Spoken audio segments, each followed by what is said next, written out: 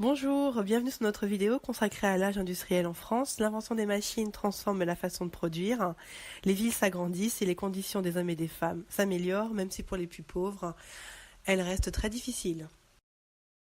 Nous allons aborder l'âge industriel en France à travers trois grandes parties. Le monde ouvrier, l'urbanisation et pour finir, le monde rural. Entre 1839 et 1920, nous avons retenu ces quatre tournants de l'histoire de l'âge industriel en France.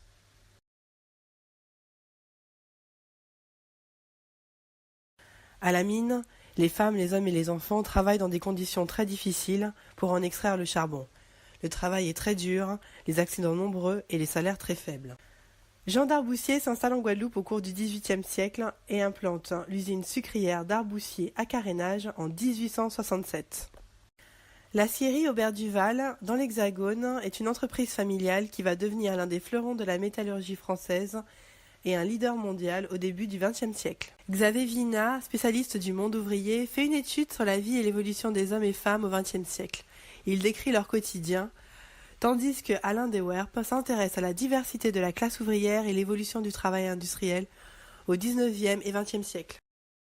L'exode rural et l'industrialisation attirent de plus en plus d'habitants dans les villes, car celles-ci offrent de nombreux emplois.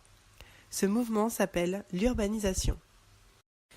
Les ouvriers vivent soit dans des quartiers populaires comme Saint-Denis près de Paris, soit dans des cités ouvrières composées souvent de longues suites de maisons identiques, alignées les unes aux autres. Les logements sont souvent petits et peu meublés, la vie des ouvriers est généralement misérable. Les villes et les capitales vont se transformer avec des immeubles modernes et de grandes avenues. À Paris, la rénovation de la capitale est confiée au baron Haussmann. La prospérité de l'industrie permet à une haute bourgeoisie de s'élever. Ils sont formés de capitalistes, de hauts fonctionnaires et habitent des quartiers chics.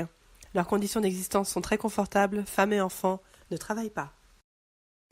Les paysans ne bénéficient pas tout de suite des progrès techniques apportés par la révolution de l'agriculture. Le milieu du XIXe siècle est marqué par l'apparition de la mécanisation, l'amélioration des techniques agricoles et la hausse des rendements. Ces évolutions transforment la vie des campagnes. Le chemin de fer ouvre de nouveaux débouchés et favorise l'essor de l'agriculture commerciale. Les méthodes de culture et d'élevage se modernisent. À partir de 1860, l'industrie fournit au secteur agricole de nouvelles machines, comme la batteuse ou la moissonneuse. Ces équipements révolutionnent les techniques agricoles et remplacent la force animale ou humaine. Le besoin en main-d'œuvre se réduit. L'industrialisation entraîne l'augmentation du nombre d'ouvriers qui travaillent dans des conditions très difficiles pour des salaires très bas. Dans les villes, comme à Paris, de grands travaux sont réalisés, et dans les campagnes, la vie des hommes et des femmes change moins vite que dans les villes. Je vous remercie pour votre attention. À très bientôt.